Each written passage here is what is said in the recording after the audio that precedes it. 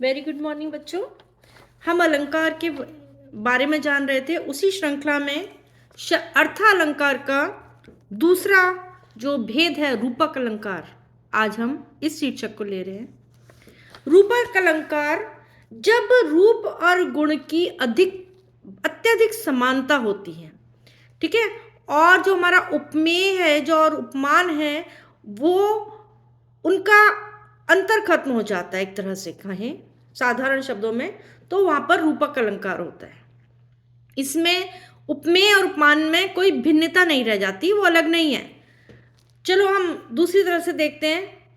रूपक अलंकार वह अलंकार है जिसमें उपमेय और उपमान के बीच में कोई भी अंतर नहीं, या जहां पर उपमेय और उपमान के बीच के अंतर को समाप्त करके उन्हें एक समान कर दिया है। ठीक है। अब रूपक अलंकार में तीन बातें मेन होती है। देखो क्या बात है। उपमा अलंकार से थोड़ा सा ये भिन्न है, ज्यादा भिन्न नहीं।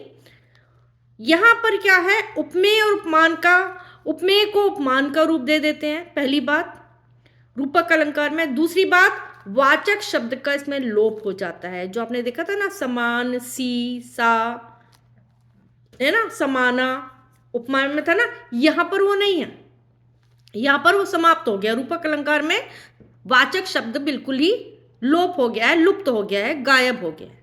तीसरी बात, उपमेय का भी साथ साथ वर्णन है, उपमेय का भी वर्णन होता है इसमें। अब इसके उपमेय और उपमान कैसे अलग हैं रूपक अलंकार के? रूपक अलंकार में ये जो दोनों हैं महत्वपूर्ण अंग होते हैं रूपक अलंकार के, उपमेय और उपमान। उपमेय क्या है? यह वह वस्तु, व्यक्ति या विचार है जिसका रूपक समानार्थी, उसके समान, हम कहते हैं उसके रूपी, रूपक में रूपी है ना, समानार्थी अर्थ बताने के लिए रूपक अलंकार का प्रयोग किया जाता है। यह वस्तु या व्यक्ति वाक्य के अंदर ही है, जिसके बारे में छोटा सा, थोड़ा सा संक्षेप में बोला जाएगा।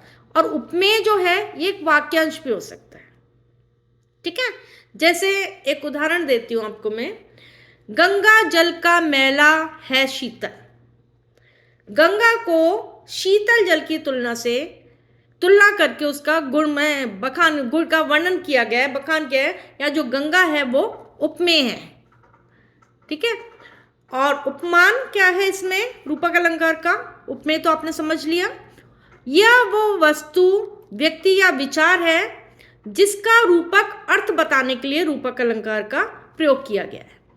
जैसे यह वस्तु, व्यक्ति जो उपमेय के रूपक यानी कि उसके समानार्थी होता है और वाक्य में उसके बारे में विस्तृत विवरण ज्यादा अच्छे से बताया जाता है। जैसे गंगा जल का मैला है शीतल।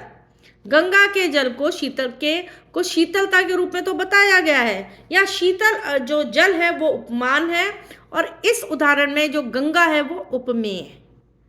तो जिसे जल उपमान के रूप में बताया गया है, तो रूपक अलंकार का प्रयोग करके यहाँ पर वाक्य को सुंदर बनाया गया है, सौंदर्यमय बनाया गया। तो हम रूपक अलंकार में हम जो क्या करते हैं, हम कविता को वह सौंदर्यमय बनाते हैं और हम उसके रूप ही बताते हैं। ठीक है। जैसे मुनिपद कमल बंदी दो भ्राता, मुनि के चरणों यानी कि उपमेय, पर कमल उपमान, कमल के समान। मुनि के जो पद है, जो चरण है, वो किसके समान है? कमल के समान। ठीक है। और दूसरा एक उदाहरण है, भजमन चरण कवल अविनाशी, यानी कि ईश्वर के चरणों में, ये उपमेय है। कवल यानी कि कमल रूपी फूल है जो कमल, उपमान का यहाँ पर उदाहरण दिया है। ठीक है। तो इस तरह से जो रूपक अलंकार है हमारा, एक और उदाहरण से हम समझ सकते हैं। अंबर पनघट में डुबो, तारा घट उषा नगरी, वीति विभारी, आपने कविता सुनेगी, जागरी। तो अंबर जो है वो उपमेय है, पनघट है उपमान, और जो तारे हैं वो है उपमेय और घट उपमान। तो रूपक अलंकार के उदाहरण है ये। बीती विभारी जागरी, अंबर पनघट में डुबो रही, तारा पट उषा नागरी। या शशि मुख पर घूंघट डाले अंचल में दीप छिपाए। शशि मुख यानी कि शशि मतलब चंद्रमा, उसके समान मुख पर, उसके रूपी मुख पर, यानी कि मुख की जो तुलना की उन्होंने, किसका उदाहरण दिया उन्होंने, मयंक के समान यानी कि चंद्रमा के समान सुंदर। तो ऐसे ही बहुत सारे और भी उदाहरण हैं आपके।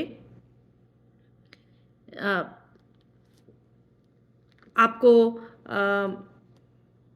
कविता की पंक्ति देकर पूछा जा सकता है कि इसमें कौन सा अलंकार है, या इस पंक्ति में उपमा कौन है, उपमेय कौन है, उपमेय कौन है ना, इस तरह से उदाहरण दिया जा सकता है।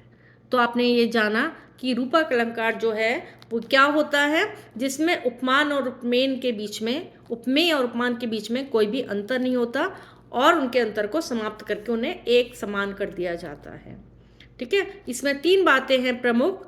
उपमेय को उपमान का रूप देना, इसमें जो वाचक शब्द है सा से सी जो उपमा में आता है ना, उसका इसमें लोप हो जाता है और उपमेय का साथ साथ में वर्णन भी होता है। ठीक है, रूपक अलंकार के उपमेय उपमान क्या है? रूपक में जो है दोनों इसके महत्वपूर्ण अंग हैं। रूपक अलंकार में उपमेय और उपमान। उपमेय वो व्यक्ति जिसको बताने से, इसका समानार्थी बताने के लिए प्रयोग किया गया, ठीक है, और वो वाक्य के अंदर ही है। और दूसरा जो है, जो उपमान है, वो उसका वो विचार है, व्यक्ति, वस्तु या विचार, जिसको अर्थ बताने के लिए रूपक अलंकार का प्रयोग किया गया। ठीक है, और इसके बहुत सारे मैंने उदाहरण भी लिए। एक और उदाहरण मैं आपको बताती हूँ, बहुत प्रसिद्ध उदाहरण है। चरण कमल बंदो हरि राई, या हरि के चरणों, यानी कि उपमेय में कमल के समान बताया है, उपमान कमल है। तो यहाँ पर रूपक अलंकार है। हम किसी के रूपी, उसके रूपी हम जब बताते हैं, किसी के साथ किसी की तुलना का भाव करते हैं, उसके समान बताते हैं, तुलना भी नहीं कहेंगे हम, समान बताया जाता है, उसके समान, तो वहाँ पर रूपक अलंकार होता है। होप कि आप आसानी से समझे होंगे। Thank you. अगली वीडियो में हम अगले भाग पर आते हैं, उत्प्रेक्षा अलंकार।